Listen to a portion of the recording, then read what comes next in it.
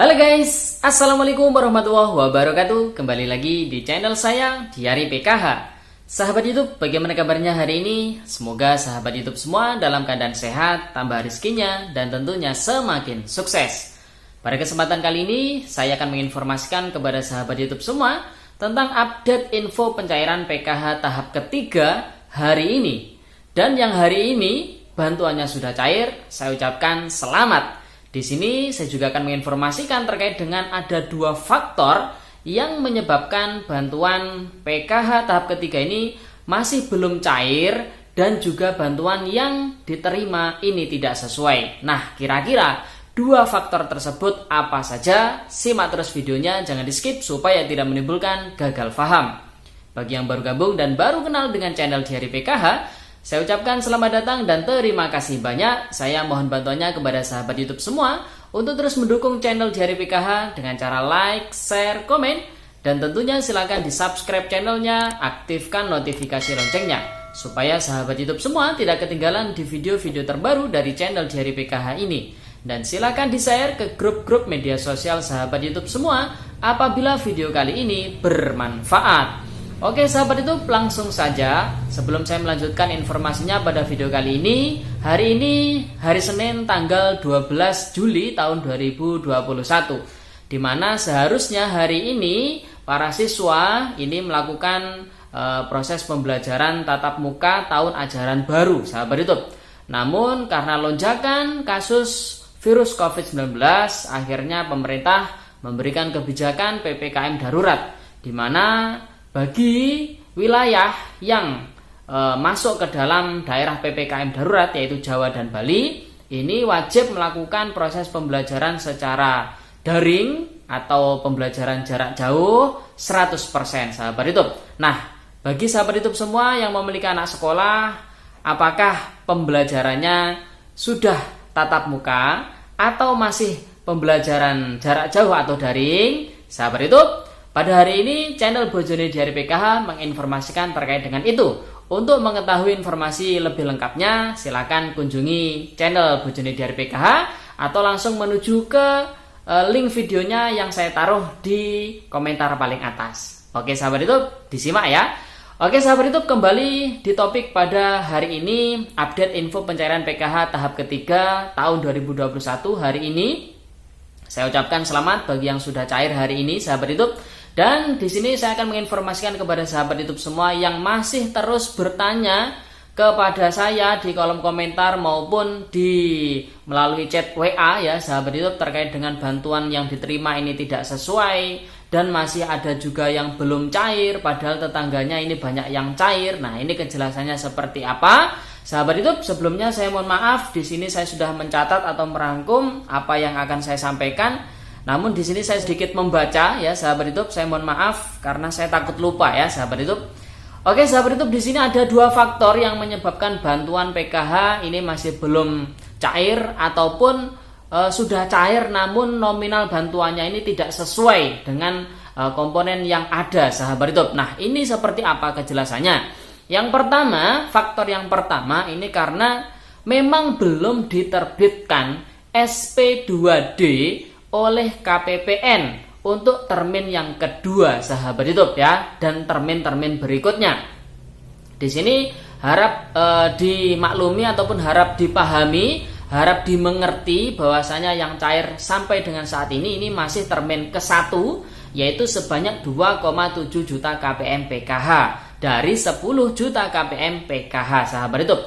Dan saat ini pihak KPPN ini masih memproses ya untuk penerbitan SP2D termin kedua. Jadi harap bersabar, semoga di minggu ini sudah ada kabar terkait dengan termin keduanya sahabat YouTube ya. Jadi saya doakan semoga yang di termin pertama kemarin namanya masih belum masuk di SK kan ya, masih belum masuk SK di Kementerian Sosial Republik Indonesia, semoga di termin 2 besok namanya sudah tercantum di SK tersebut. Oke sahabat YouTube, itu faktor yang pertama yang menyebabkan bantuan sahabat YouTube sampai dengan saat ini masih belum cair bantuannya karena memang belum diterbitkan SP2D oleh KPPN untuk termin kedua, ketiga dan seterusnya. Jadi harap bersabar ya sahabat YouTube. Kemudian faktor yang kedua, kenapa bantuan ini masih belum cair ataupun sudah cair namun nominalnya ini tidak sesuai dengan komponen yang ada, sahabat YouTube. Nah, di sini yaitu faktor yang kedua adalah faktor data anomali. Nah, faktor data anomali ini di sini ada 3 kategori anomali ya, sahabat YouTube. Yang pertama yaitu data nonaktif DTKS, seperti yang saya sampaikan tadi malam di live streaming ya, terkait dengan data nonaktif DTKS, sahabat YouTube. Di sini ada 4 hal yang menyebabkan data nonaktif DTKS ya. Yang pertama yaitu NIK ART belum tercatat di DTKS. Jadi antara data EPKH dengan data DTKS ini tidak sinkron, artinya di EPKH sudah tercantum si ART ini, namun di DTKS masih belum tercantum. Sehingga ketika disinkronkan antara data DTKS dengan EPKH ini tidak sesuai, sahabat YouTube. Kemudian data nonaktif DTKS ini penyebab keduanya yaitu NIK ART tidak padan DTKS. Ini bisa saja data yang di input di EPKH ini si ART ini tidak 1 kakak, misal cucunya atau mungkin keponakannya yang tidak 1 kakak. Ini juga menyebabkan masih belum cair bantuannya ataupun bantuan yang diterima ini masih belum sesuai, sahabat YouTube.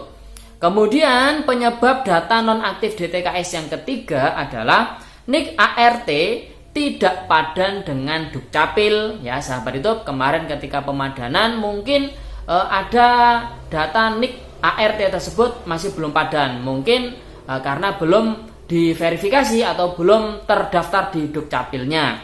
Kemudian penyebab data nonaktif DTKS yang keempat adalah NIK ART datanya tidak valid, sahabat YouTube. Ini bisa saja yang diinput NIK-nya ini salah ya, atau NIK itu kan 16 digit, mungkin yang diinput tidak 16 digit atau lebih atau kurang ya, sahabat YouTube. Atau mungkin sudah 16 digit namun ada salah satu angka yang inputnya salah. Jadi hal tersebut bisa menyebabkan nonaktif DTKS, sahabat YouTube ya. Nah, kalau datanya ini nonaktif DTKS, sahabat YouTube, maka tidak bisa diproses bantuannya, yang menyebabkan bantuan yang diterima ini tidak sesuai. Jadi sahabat YouTube, mungkin ada yang komponennya 3 SMA, SMP, balita. Nah, balita ini yang bermasalah, yang berakibat datanya ini nonaktif DTKS, sehingga ya bantuannya tidak sesuai, sahabat YouTube. Nah, jadi itu ya faktor data anomali yang pertama, yaitu data nonaktif DTKS. Kemudian faktor data anomali yang kedua adalah data ganda. Nah, yang dimaksud data ganda di sini adalah ganda antar ART. Jadi misal sahabat itu jadi penerima PKH, ibu sahabat itu juga jadi penerima PKH, anak sahabat itu masuk ART-nya sahabat itu.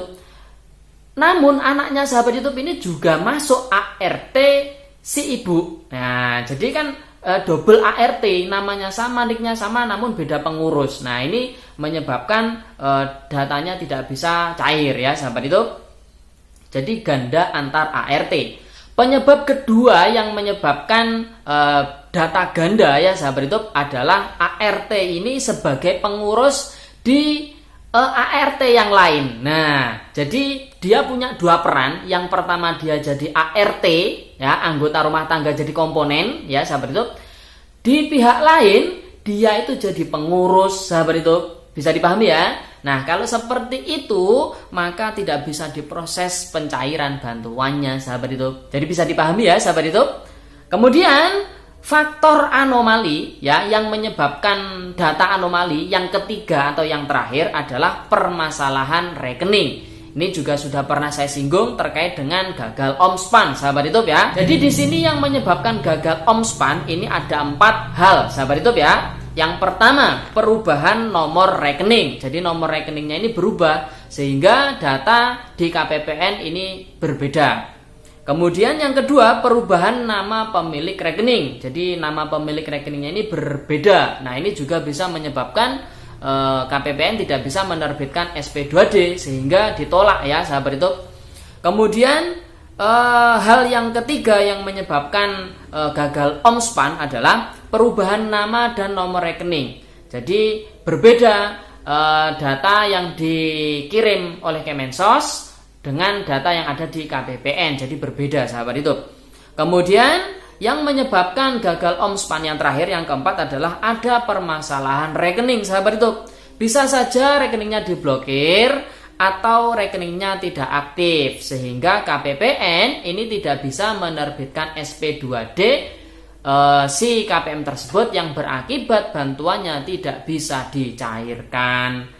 Oke sahabat YouTube, jadi sudah sangat jelas informasi pada video kali ini. Saya harap penjelasan pada video kali ini bisa membantu sahabat YouTube memahami kenapa bantuan saya masih belum cair, kenapa bantuan yang saya terima masih tidak sesuai ya sahabat YouTube. Karena memang ada dua faktor. Faktor pertama, KPPN masih belum menerbitkan SP2D yang kedua, termin kedua dan termin selanjutnya.